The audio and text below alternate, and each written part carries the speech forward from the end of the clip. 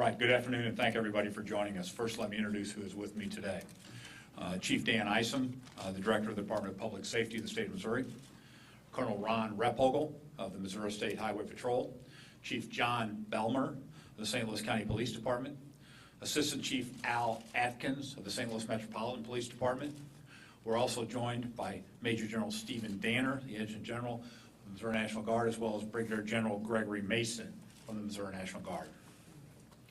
Last night, criminals intent on lawlessness and destruction terrorized this community, burning buildings, firing gunshots, vandalizing storefronts, and looting family businesses, many for the second time.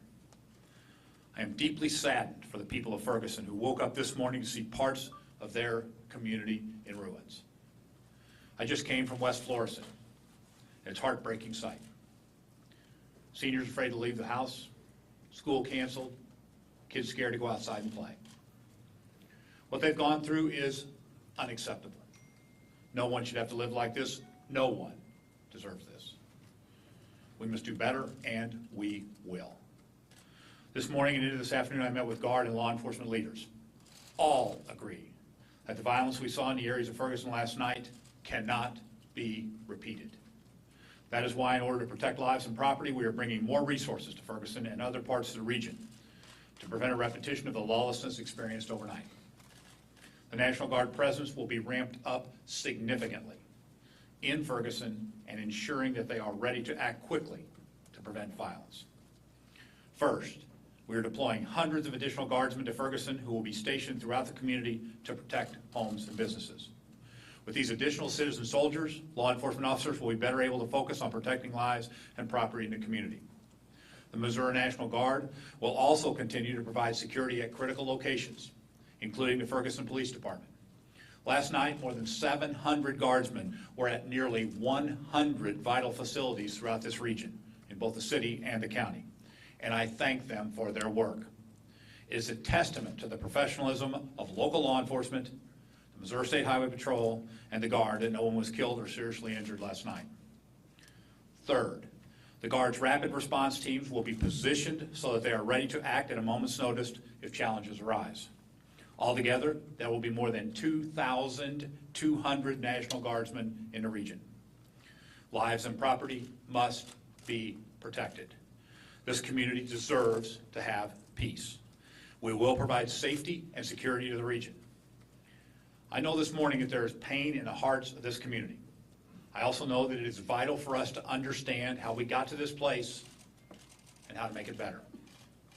I continue to be heartened by the steadfast work that so many people in this region are doing on behalf of peace and understanding to avert violence and move forward together. I'll now call on some folks to say something, and I'll be glad to take questions. Let me first call on the commander here, Brigadier General Gregory Mason. General Mason. Thank you, Governor. As in August, the Missouri National Guard will deploy a trained and ready professional force. Our soldiers were equipped to do the job in August. We've returned to Ferguson and this region, and we will continue to do a good job to protect the citizens and life and property. So again, we're here as trained and ready soldiers to do what we've always done, and that's serve the citizens of the state of Missouri. Thank you, General. The Colonel of the Missouri State Highway Patrol, Colonel Ron Repogel. I just want to say that we have worked with the National Guard many times throughout the past years in disasters around the state.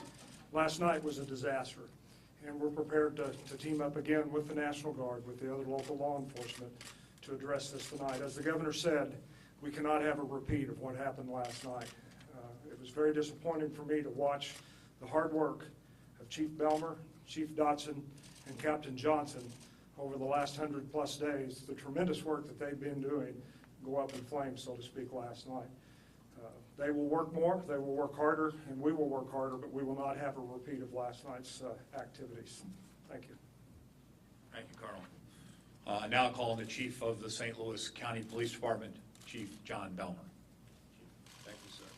I too would like to thank General Mason for the assistance he's going to give us. You know, last night we had about 400+ police officers down there before We called about 60 officers from St. Louis City and another 100 officers from municipalities. So I think it just goes to show you the value that the Guard can bring to us, force protection, different things such as that.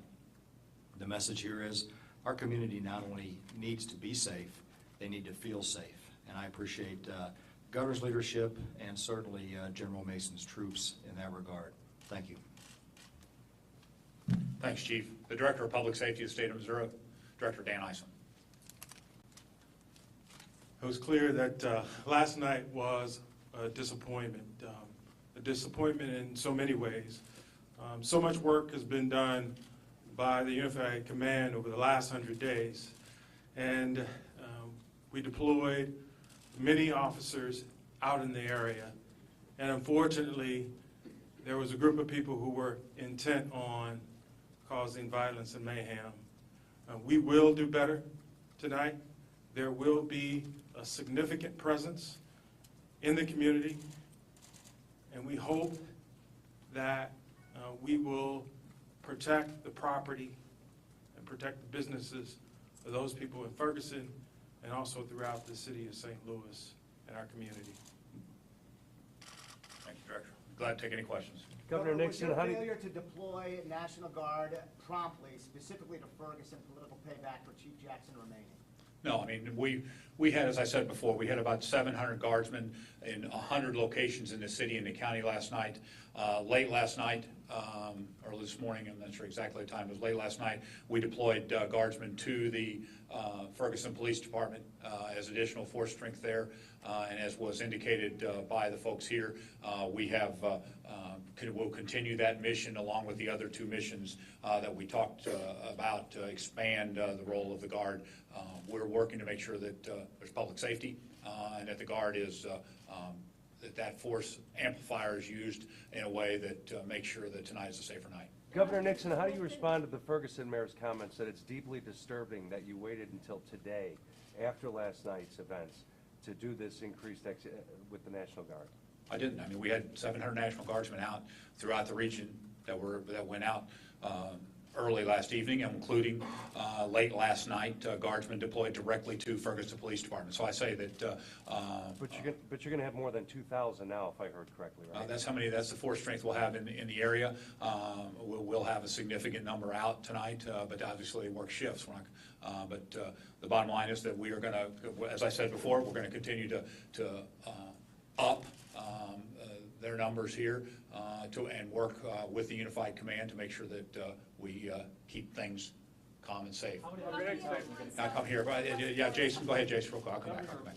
Was the National Guard on West Florissant before the looting and the burning of the buildings happened? And if not, why weren't they there? The National Guard was part of the Unified Command. They were providing services all throughout the area so that officials would be freed up to be part of that command. As I said before, we had 700 guardsmen in the region that doing a lot of static work out there such that others could. We certainly had guard at the command post, and as I said, later in the night we had guard at the Ferguson Police Department. But we will have more out there tonight, and we will continue to provide resources as necessary. I promise. Over here first. Yeah. How many National Guardsmen did you have in Ferguson last night? In Ferguson particularly, you keep saying in the region, but I'm interested in Ferguson in particular, and how many will be there? As I said before, we had some, I'm not sure the exact number at the command center at various times, and somewhere in the neighborhood of 100 at the police department eventually as time went on. Governor Nixon, as far as Lieutenant Governor Kinder is concerned, he is saying that you may have been pressured by the Obama administration, by the Justice Department to not deploy a number of these guardsmen to Ferguson to actually activate and actually do something, as opposed to just guard federal buildings and city buildings. Can you please respond to this charge? That is false and absurd, and politics has nothing to do with what any of the folks up here are doing. We're doing our duty. You have behind me a series of sworn officers. You have hundreds of people out there putting their lives on the line each and every night. Politics has not one bit to do with the tasks at hand, the responsibilities at hand, and the seriousness of this mission. Yes, sir. Governor, you had a plan at one time to line the business quarters with guardsmen. Why did you change that plan? I'm not, once again, Why did the Unified Command change that plan? I mean, I'm not going to go through operational things other than we have been working these plans for a period of time. Obviously, we're going to have more folks out there tonight. we're moving folks into that area, but we want to stay agile also. And the bottom line is that as we look toward the missions we were putting out, we had 700 guardsmen out there that were dispersed in the area. Most of those were in a situation such that they could free up post-certified officers that could be freed up to be agile in the force. Tonight, we'll put additional guardsmen out to make sure things are even safer. Yes, sir. Yeah. Are you Yeah. just deploying a military policeman out there, or are you putting any infantrymen out dealing with people? We'll have force strength as appropriate for the tasks that Does are that in mean play. you'll have infantry dealing with protesters? Like I said, we will have force strength as is necessary to deal with it. I'm confident our folks are trained and ready for the task. And yeah, Art, go ahead. Any consideration about shutting down West Florissant tonight or going forward? Well, I mean, there's going to be a lot of folks there, a lot of guard, a lot of other resources. We're certainly looking at those as options, but I think what people want is peace. What they want is safety.